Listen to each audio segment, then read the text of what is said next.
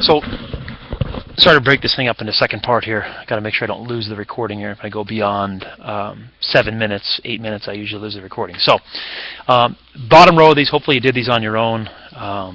You can check them here. The one on the left is a little simpler than the one on the right. And it's simpler because Rad 6 over Rad 12, that could be simplified. You can basically cancel out a factor of Rad 6 and cancel out a factor of Rad 6 on the bottom and get 2 over Rad 2. That's valid. That's canceling factors out. You know, Rad 6 over Rad 6 is 1. You can cancel out a factor of Rad 6 and have Rad 2 left over on the bottom. This would be done except the fact there's a radical in the denominator. Radical police come, they pull you over, they arrest you for leaving a radical in the denominator. So now you know how to get rid of it. Multiply top and bottom by Rad 2. And you get this answer that's almost done of 2 times Rad 2 or 2 Rad 2 over 2. And I'm hoping you're finally to the step where you don't have to do this sort of intermediate step in here of writing a perfect square in a radical. Rad 2 times Rad 2 is just plain old 2. The last step on here is reducing any fractions you can reduce. This reduces. 2 divided by 2 is just 1. In other words, this answer is just Rad 2. And I didn't cancel it out yet, but really, I think later on this animation is going to cancel it out. The answer to that question is simply Rad 2. Those 2's are gone because you can divide coefficients. The last one on here, to get rid of that one, the only thing that's wrong with this is the Rad 7 in the bottom.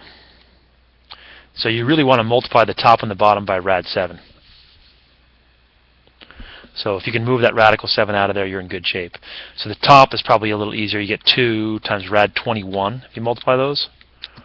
The bottom is 5. And of course you should know by now Rad 7 times Rad 7 is just 7. So the bottom of this, you could write 5 Rad 49. I hope you don't. I hope you're at a point where you can go straight to Rad 7 times Rad 7 is just 7. I got to do 7 times 5 to get 35 on the bottom.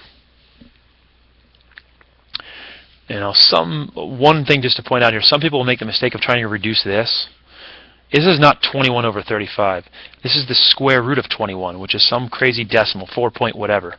There's nothing else to reduce on that. You leave it alone. You know, 2 doesn't go into 35. You can't reduce that way.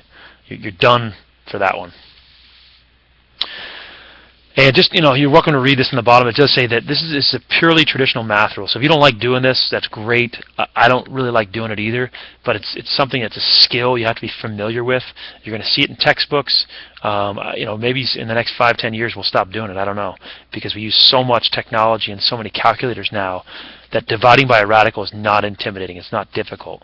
You know, if you asked me if I thought this was really that important, no, it's not that important, but it is something that does, you know, hinder your success in future math classes if you're not comfortable.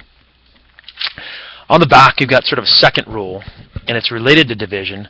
As you'll see, all these problems have something that you can't have in radicals. And of course, that's what goes here. A radicand, this stuff, is not considered to be simplified if it contains fractions. So if you have a fraction or a decimal in here, it's considered to be unsimplified. You got to go simplify it. To simplify it, you can just break it apart. You can break apart the square root of 3 and the square root of 4 as 2 separate radicals. And of course, the square root of 4 is just plain old 2. So this one's kind of a simpler one. But literally, you just break the radical into 2 different parts. The second one, you do the same exact thing. You take the square root of both of them. The square root of 4 is 2. The square root of 5 is the square root of 5. It doesn't simplify. And then you go, oh my gosh, I fixed this rule about fractions being in here, but I haven't fixed the rule about leaving a radical in the denominator. So now you got to do that same rule, that other rule as well. So multiply the top and the bottom by Rad 5. And of course you get something pretty simple, 2 times Rad 5 over 5. Don't have to divide that, just leave it the way it is. So this is, you know, this might look like a messy answer. To me, this looks a heck of a lot simpler than that. These are math rules. I don't make them up. I just follow them sometimes. So this is a simplified version of 4/5, square root of 4/5.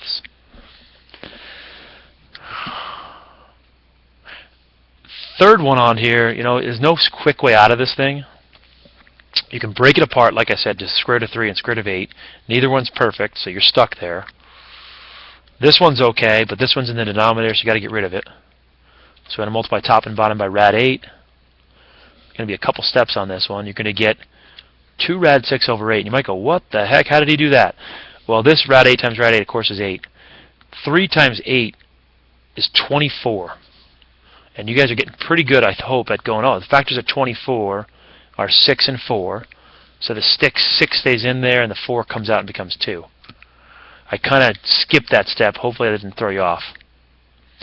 I'm not quite done with this because I can reduce the fraction.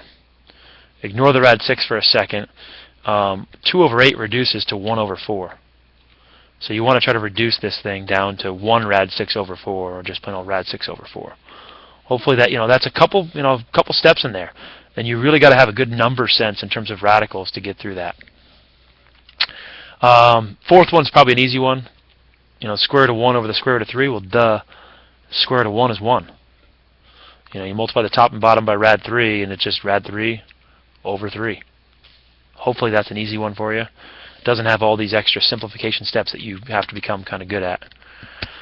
One of these is easy, and one of these is a little harder. It is perfectly valid to look at what's inside here and go, duh, 50 divided by 2 is 25.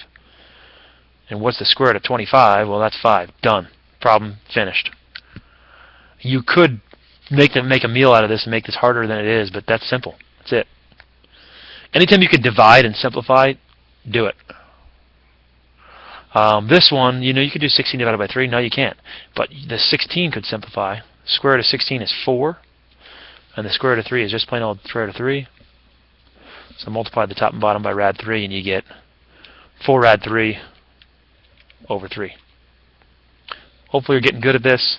A good time to pause here as I go down to conjugates on the bottom. These will take you some thinking. Hopefully you get the hang of this. I'm going to pause and go to a last part on here. But these last couple problems, it comes from what you learned about conjugates yesterday. And kind of the shortcuts and you'll see why we learned it to rationalize these denominators in a moment.